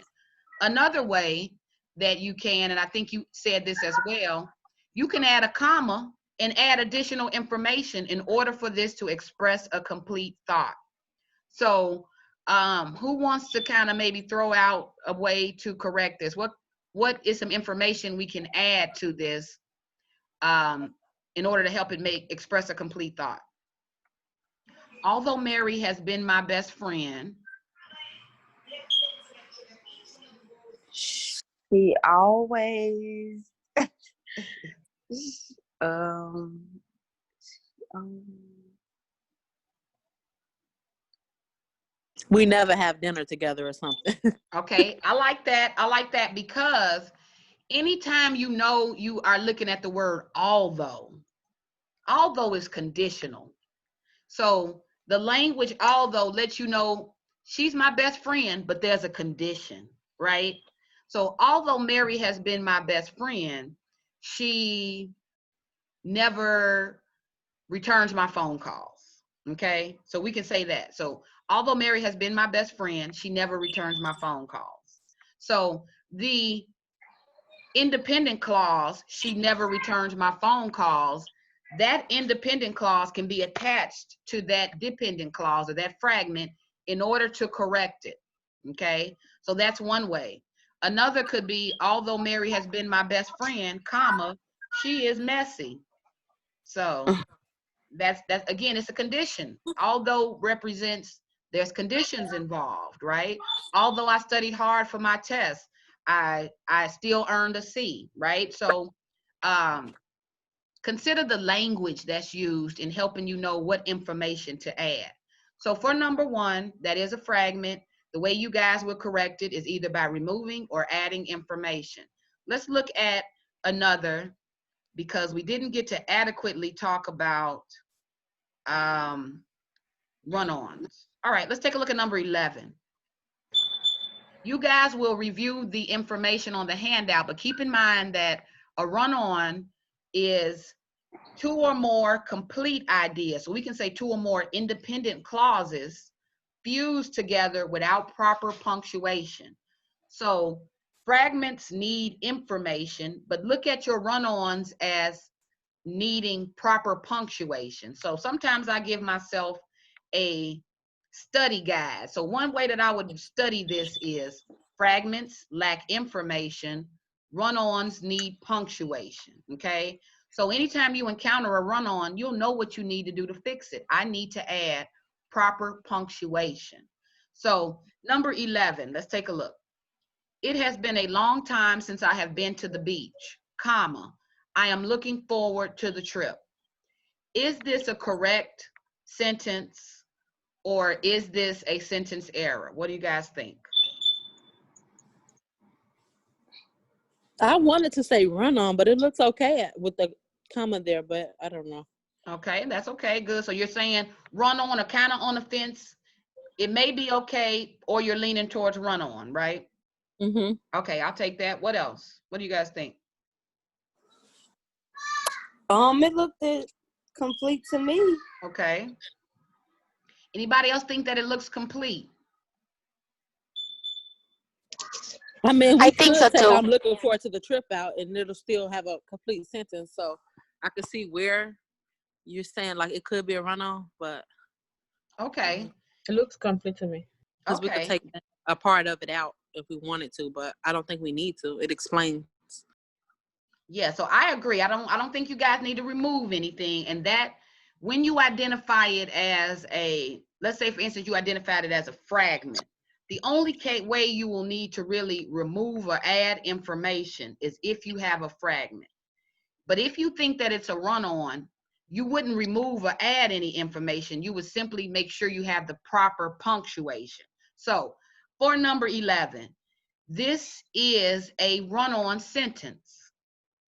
And it's a run-on sentence, not because it lacks punctuation, because you guys did point out it has this comma, but the catch is the comma is not the proper punctuation to use when you are linking two complete ideas. Commas do not link complete sentences. So let's look at, it has been a long time since I have been to the beach. Well, that's the semicolon, right? That you should put there. Yes, now who said that? Who was that? Was that Jamisha? Jamisha. Okay, I'm sorry. I'm just saying because I got it. Yeah. Yes, ma'am. And if you were in front of me, if y'all were in my face, you would see me do a little bit of footwork because yes, that is when you use a semicolon. And I saw it used appropriately in some papers too. Look, I'm gonna shout out Tara because I think I saw it in Tara's paper, but there is a certain, what can I call it, sophistication when you use a semicolon. You need to make sure you're using it appropriately. And to use a semicolon correctly, it is only used to connect complete ideas. So if it has been a long time since I have been to the beach, that is a complete independent clause. It can stand alone, okay? If we look at what's on the other side of the comma, I am looking forward to the trip. That is a complete sentence. That is an independent clause that can stand on its own.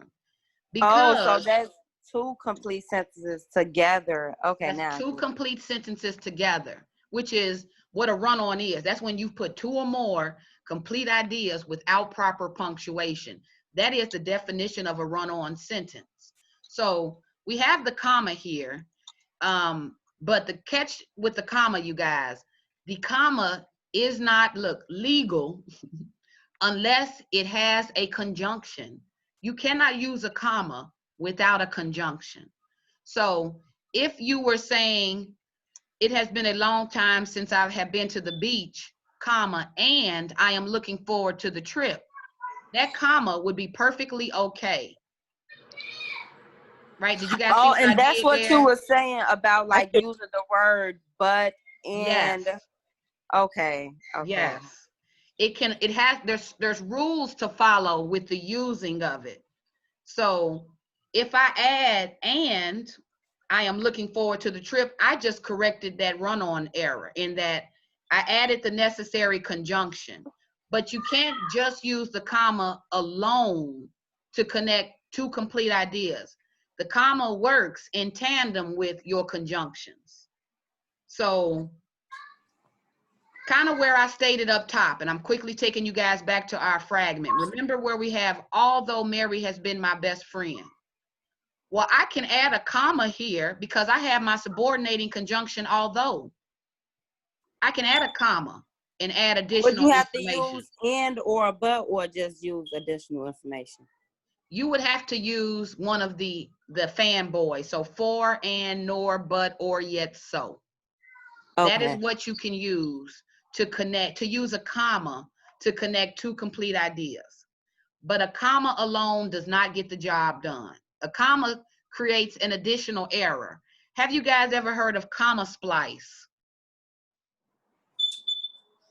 Have you ever had a teacher grade your paper and write in the margins, yes, comma splice, SPLICE?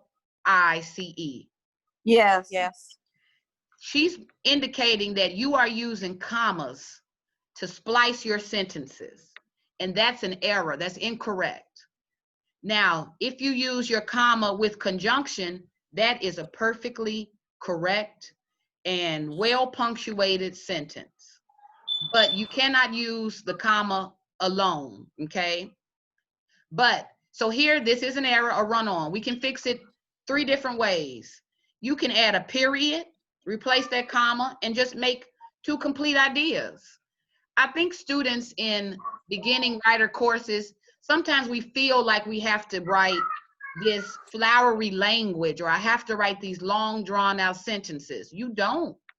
I am okay with simple sentences helping you to make your point. I'm okay with that. And we can practice that as we learn to build our sentence skills. So feel comfortable in correcting this by adding a period. That's one way.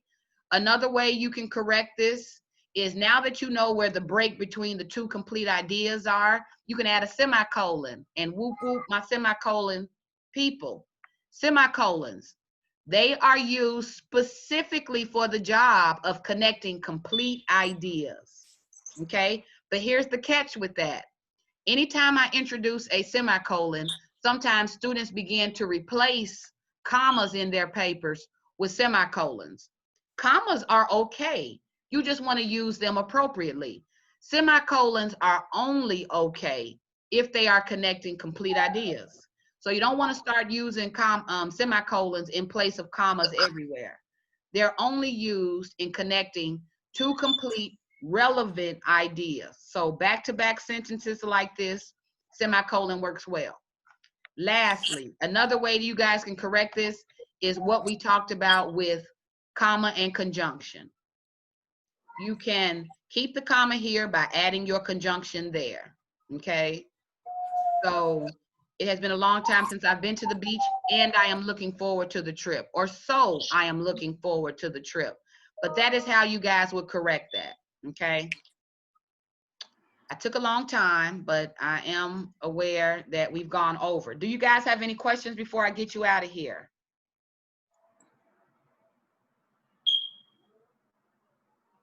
I see you, Jennifer, if she had to leave, okay. All right, do I see Robert? Did I lose Robert? Oh, because I was really wanting to go over this for him. I may have lost him. Did you look at the module to add the stuff to Yeah, this? good question. Let me do that before you guys go. So you said it's saying I don't have the module. Oh, no.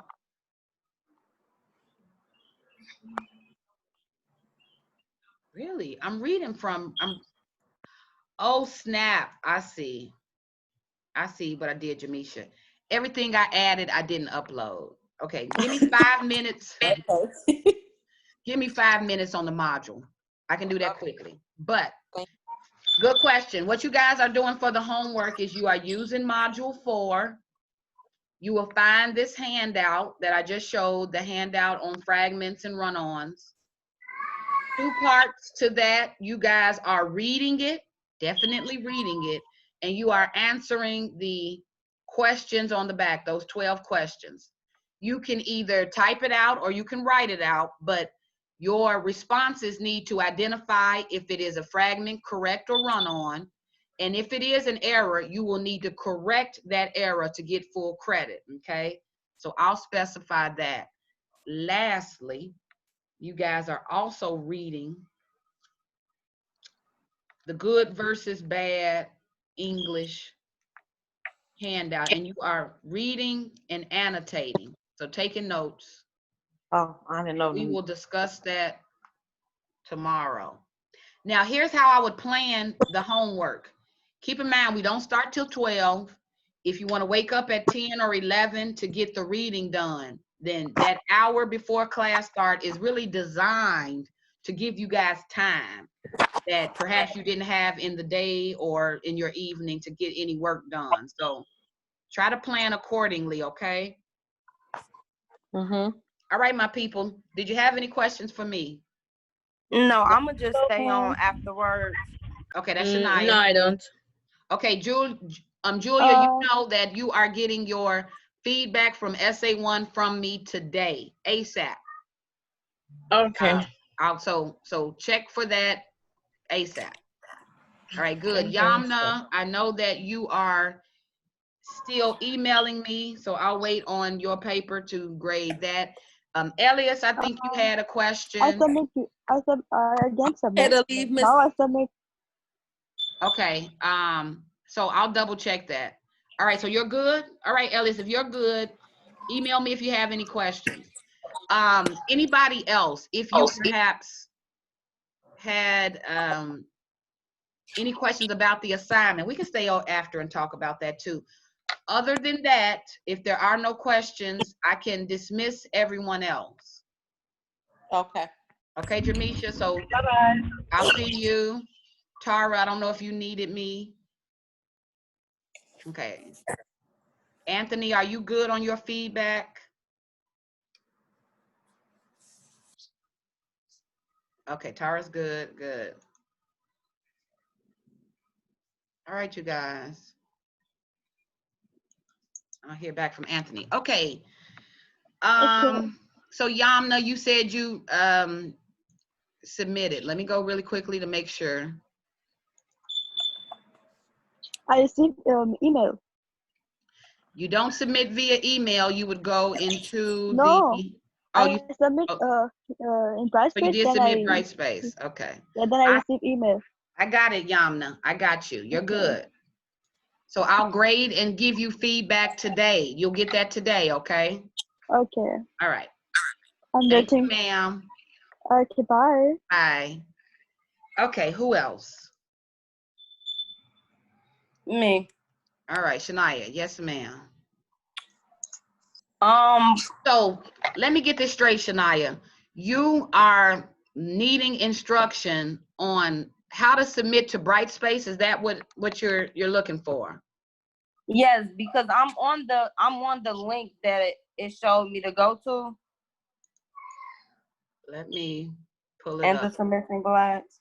I think what's throwing me is every time you say link, I'm getting thrown because I don't think there is the submission doesn't begin with the link. So hold on really quickly. Let me go back to our content, our course homepage. All right, now let me share with you what I'm looking at.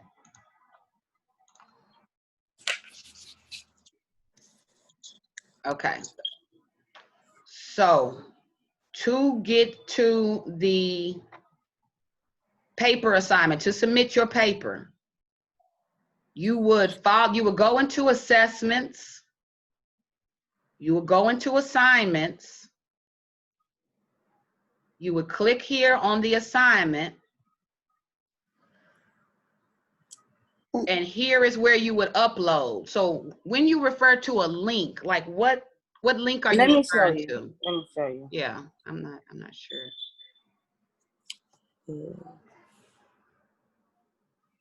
Let me go back. Can you see the screen?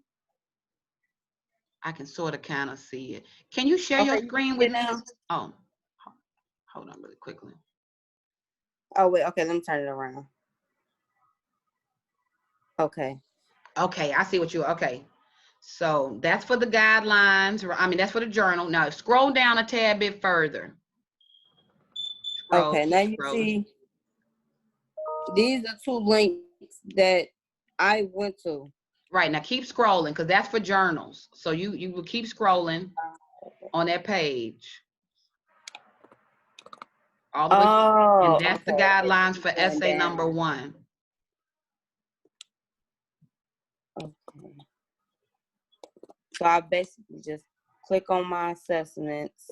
Yeah. Assignments. And I'm thinking that was the only part. Oh no. So we together in class we like walked through the whole steps on how to submit. So was that what got in the way of you submitting on time? Is this what got in the way of like an on-time submission? Yes, because I shared it with you through Google Docs at first because I didn't know how to do it. So I just did it that way. Okay. I will, and just to be honest, I know Tamesia, you're here too, just anybody who did not submit on time, it's going to be penalized a late grade. So it will be deducted a letter grade in that it was not submitted on time. So I need you guys to know that as I'm grading it, when you look at your score, it's going to be deducted a penalty point in that we're now after the due date. So are we clear and are we clear on that? Yes. Okay. So Tamesia, does that mean you are going to be submitting your paper today? Yes. Okay, good. Get it to me. Get it on Brightspace. That again, that's the only place where I go to grade it or retrieve it, and try to get it on today. And moving forward, you guys, try not to miss a deadline moving forward. Because here's the reason why I'm trying to stay away from granting extensions on due dates. I don't want the entire class to make a habit of it. So with this being the first essay assignment, and it was originally due Friday, and then students were given the grace period of Saturday. So a grace was already attached to the paper deadline. So you guys are getting a grace period on top of the grace period. So there are going to be some deductions involved, but since you know all papers are needed for your portfolio, you guys do not want to miss turning in any papers. It will pretty much forfeit you for the rest of the class. So get it in to me ASAP. If you have any trouble in submitting it, try to let me know before you submit. Like, don't wait until now we're all back together again and now you're telling me I had trouble submitting it. You want to let me know as soon as you're having trouble. Okay. And the reason that I'm kind of just stressing it is, see, now I would have to, you know, where we could be done with grading. Now I kind of have to go back and grade, and you guys are missing out on time to revise. You see, so it messes up the whole time process when we fall short on the deadline. So this one time, you guys can go ahead and submit. Moving forward, any papers moving forward, jump in front of the due date. Don't wait until the due date arrives to attempt to submit papers. So from what we just walked through, Tamicia, do you feel like you have a good handle on how to submit on Brightspace? Or do you think you need like additional help? Did you want to walk you through that again? I know how to do Okay, it. you good? Okay. So with that, you guys go ahead and get it into me. I'll grade it really quickly for you today, and then that'll give you time to get the revision, the revised version in on Thursday, okay? Okay. Okay, my people? Good. Yes. I'm just gonna stay on here for 1 minute because I'm finna submit it just to make Okay, sure. and you gonna make sure I got it? Yeah. Okay, that's smart. We could leave. Yeah, if that's you, Tamicia, you can go ahead and leave. Email me if you have any questions. All right. Okay. All right, I see you, Anthony. Did you need me? Okay. Now you're free to go, Anthony, if you're ready. I was just kind of staying after to help a couple of students with pending questions. Are you clear on the homework, Anthony? Do you know what we're doing for homework?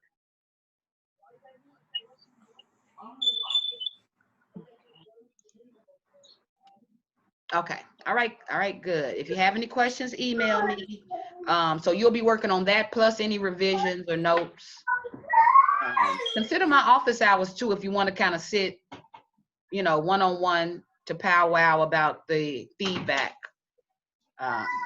We can discuss it that way too. Okay. All right. Have a good one. All right, Shania. Did you want me to check it? I think I just heard something.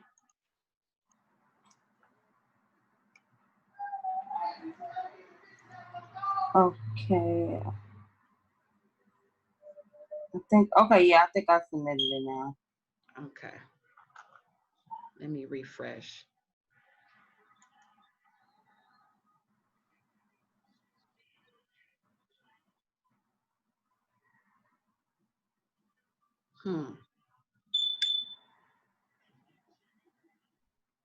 Oh, it say you must select at least one file. Oh yeah. So you have it. What did you have yours saved? Is it a Google Docs, Shania? Yeah. Okay, here's what you have to do with Google Docs. You are going to have to export it. So when saving Google Docs, you have a option to export it either as a PDF file or a Microsoft Word file. So Brightspace only allows you to update either upload a PDF or a Microsoft Word. So you'll need to export your document. Okay, so do I press my computer? Let me see. Yeah, well, first, before you do this, you'll have to go back to your Google Doc file. So go back to the file where you originally had it at. So we'll go back to Google. Okay, let me go back. Okay, I'm on my Google Docs. Okay, now from Google Docs, do you see, go up to where it says File. and click on file. Okay. And you see where it says make a copy. No, wait a minute. Download, rename, trash. Go to make a copy. Okay. And then what does that say? Copy It say my document. name, and then it say folder. And it say also. Okay, so never mind about that. Cancel out of that. Go back to file for me, Shania. Let me see. Next time I'm gonna just type through Brightspace so it could be easier. Or version history. Go to download. Okay. Okay, Yeah, there download you right go. here. Yep, and you can either make it that Word document or a PDF document. Not that RTF though. Either a DOC file or a PDF will be easy. Okay, I'm gonna do the PDF. Okay. Okay, so I go back to the. Yeah. So now when you go Brightspace. back, so when you go back here and you go to upload it, when you click on your files, you should be able to find it now. So go back through. It was reset to Microsoft Edge. Oh, is that what you saved that file as? Yeah, because that's what the computer did. It said Okay. successfully reset. So Microsoft. Okay, so that should be fine. I should still be able to read that. So now go to, so that's the assignment. Click on where it say add file. Yep, that's perfect. Okay. Click on that. And then go to my computer.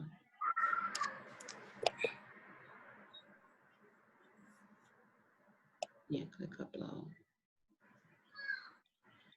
Now on the side over there, do you see where it say downloads? Click on downloads. Because you just downloaded it. So yeah. So click that PDF. Mm-hmm. And then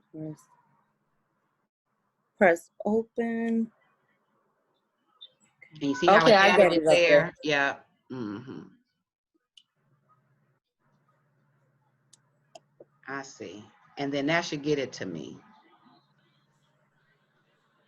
Okay, yeah, it say it was Mission successful. Good. Okay. So now let me refresh and make sure I got it. Yeah, so that, oh, I got it, Shania. All right, you good. Okay, good. I have it and I'm going to read it now. So look for feedback, with the rubric and everything we just discussed. Look for that within the next few hours, okay? Okay, and homework is due tomorrow, correct? Yes, but with that, only worry about those 12 questions. So I'm about to post that too. Okay. Okay. And then if you got any questions, Shania, let me know. Other than that, you're good. Okay, thank you. All right, no worries. Have a good one. You too. All right, bye.